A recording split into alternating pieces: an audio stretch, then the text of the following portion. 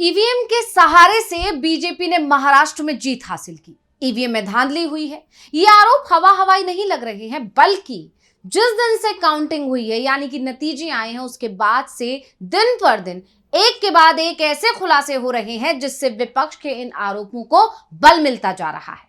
यानी विपक्ष लगातार अपनी बात को दोहरा रहा है, जिससे एक बात तो साफ है कि विपक्ष इस मुद्दे पर शांत अब नहीं बैठेगा और अब विपक्ष एक बड़े आंदोलन की तैयारी कर रहा है, क्योंकि विपक्ष के हाथ अब एक बड़ा मुद्दा भी लग गया है। तो क्या है वो मुद्दा जिस पर विपक्ष ने चुनाव आयोग के खिलाफ खोला है मोर्चा? इसी पर हम अपनी स्पेशल रिपोर्ट में करेंगे चर्चा। नमस्कार, मैं हूं अंशिता। ईवीएम से हमें चुनाव नहीं चाहिए, अब ये बात खुलकर विपक्षी दल कह रहे हैं और कांग्रेस अध्यक्ष मल्लिकार्जुन खड़गे ने तो साफ साफ कह दिया है कि अब बैलेट पेपर से चुनाव कराने का वक्त आ गया है। ईवीएम से चुनाव में धांधली होती है। तो पहले ये सुन लेते हैं कि कांग्रेस अध्यक्ष मल्लिकार्जुन खड़गे ने क्या कुछ कहा। मैं एक बात करूंगा, वो जरूर करूंगा, और हमारे अपोजिशन लीडर राहुल गांधी जी भी इसको मानेंगे। अरे हमारा सब जितनी भी शक्ति लगा के एससी, एसटी, ओबीसी, गरीब तबके के लोग, छोटे कम्युनिटी के लोग, ये लोग जो अपना वोट दे रहे हैं वो वोट फजूल जा रहा है। नहीं, वो ईवीएम छोड़ दो, हमको ईवीएम पीवीएम कुछ नहीं, हमको होना बैलेट पेपर पे वोट, बस।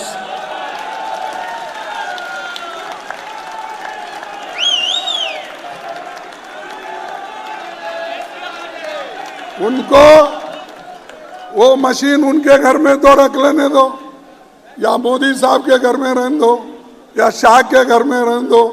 अगर किसी गोडाउन में, अहमदाबाद में बहुत से गोडाउन बने हैं, वहां ले जाके रख लेने दो, हमको बस पेपर पे करो। और आपको मालूम होगा उस वक्त तुम्हारी हालत क्या है, कहां खड़े हो, उस वक्त आपको मालूम होगा। तो मैं ये अपने पार्टी के तरफ से एक मुहिम शुरू करना चाहिए।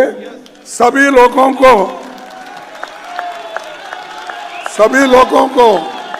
कहना चाहिए, सभी पार्टियों को भी हम कहेंगे, और राहुल गांधी जी के नेतृत्व में जैसा भारत जोड़ो यात्रा निकाले वैसा ही ये पेपर, बैलेट पेपर हमको चाहिए। तो मल्लिकार्जुन खड़गे ने साफ साफ कह दिया कि जिस तरह से राहुल गांधी के नेतृत्व में पूरे देश में भारत जोड़ो यात्रा निकाली गई, उसी तरह से अब ईवीएम के खिलाफ भी पूरे देश में एक आंदोलन किया जाएगा। सभी विपक्षी दल एकजुट होकर सड़कों पर उतरकर ईवीएम के खिलाफ मोर्चा खोलेंगे और उसके बाद अब हमारी यही मांग है, यानी कि पूरे विपक्ष की सिर्फ यही मांग है कि अब जो इलेक्शन है, जो मतदान है, वो ईवीएम के जरिए से नहीं होना चाहिए। अब इसके लिए बैलेट पेपर का इस्तेमाल होना चाहिए।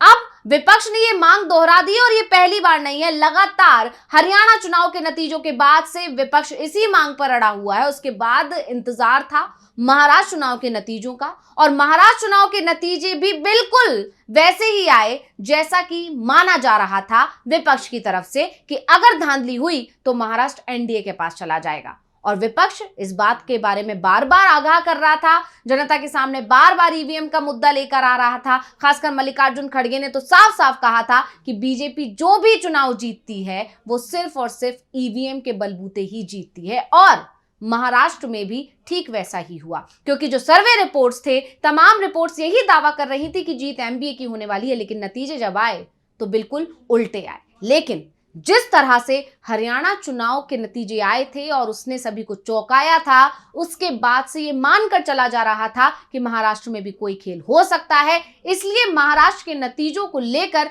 कोई चौंका नहीं।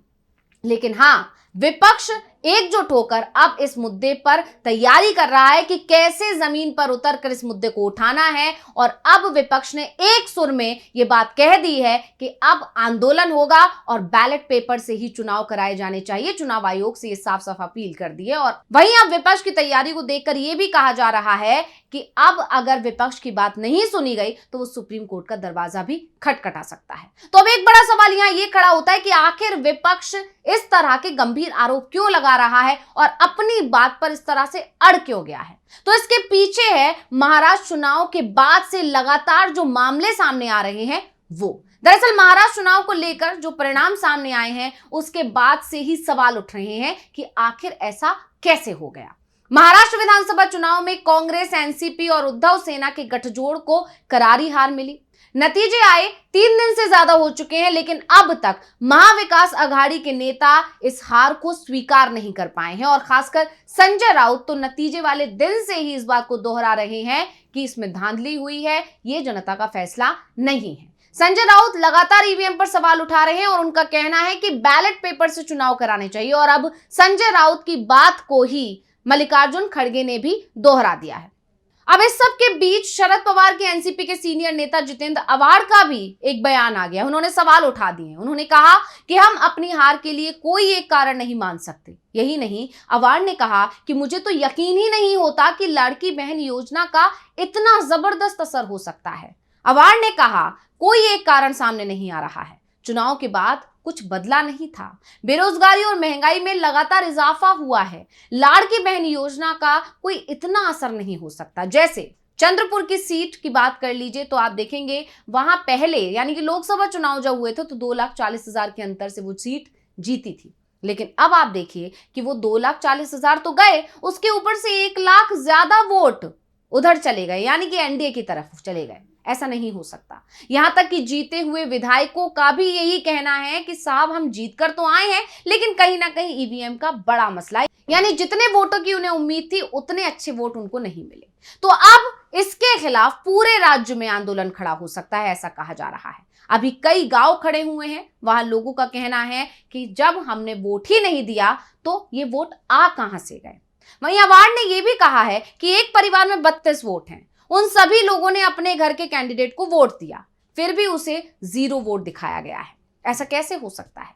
इससे पहले संजय राउत ने मांग भी उठाई थी कि दोबारा चुनाव होने चाहिए और वोटिंग इस बार बैलेट पेपर से कराई जाए। राउत ने यह भी कहा था कि ईवीएम को लेकर हमें करीब 450 शिकायतें मिली हैं, बार बार आपत्ति जताई जा रही है, लेकिन इन मामलों पर कोई कार्रवाई नहीं कर रहा है चुनाव आयोग। हम कैसे कह सकते हैं कि ये चुनाव निष्पक्ष तरीके से हुए हैं। इसलिए मेरी मांग है कि नतीजों को रद्द किया जाए और दोबारा चुनाव मतपत्रों के जरिए कराया जाए। संजय राउत आगे बोले थे कि कैंडिडेट के परिवार में 65 वोट हैं पर मिले सिर्फ 4। ये कैसे संभव है। उन्होंने ये भी कहा कि नासिक में एक उम्मीदवार को कथित तौर पर केवल 4 वोट मिले, जबकि उसके परिवार के 65 वोट थे। उन्होंने ये भी कहा कि डोंबिवली में ईवीएम की गिनती में विसंगतियां यानी कि त्रुटियां पाई गईं और जब इस मामले को लेकर चुनाव अधिकारियों के पास पहुंचे तो उन्होंने इन शिकायतों को स्वीकार ही नहीं किया और इनकार कर दिया। शिवसेना यूवीटी के नेता ने कुछ उम्मीदवारों की भारी जीत की विश्वसनीयता पर भी सवाल उठाती है। उन्होंने कहा कि ऐसा कौन सा क्रांतिकारी काम किया जो उन्हें 1.5 लाख से ज्यादा वोट मिले। यहां तक कि हाल में पार्टी बदलने वाले नेता भी विधायक बन गए। इससे संदेह पैदा होता है। पहली बार शरद पवार ने ईवीएम पर संदेह व्यक्त किया है, जिसे नजरअंदाज नहीं किया जा सकता।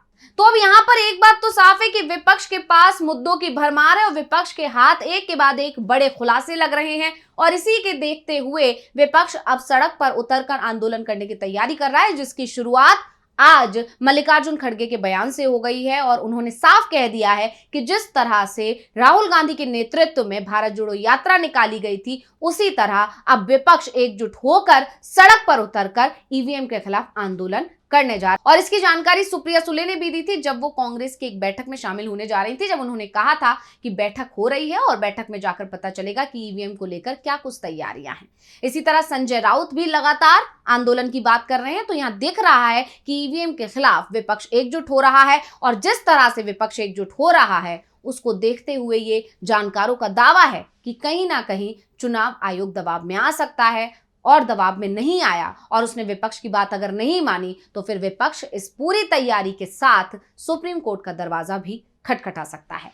तो रिपोर्ट आपको कैसी लगी हमें कमेंट करके अपनी राय जरूर दीजिएगा। इसी के साथ मुझे दीजिए इजाजत। देखते रहिए डीवी लाइव। नमस्कार।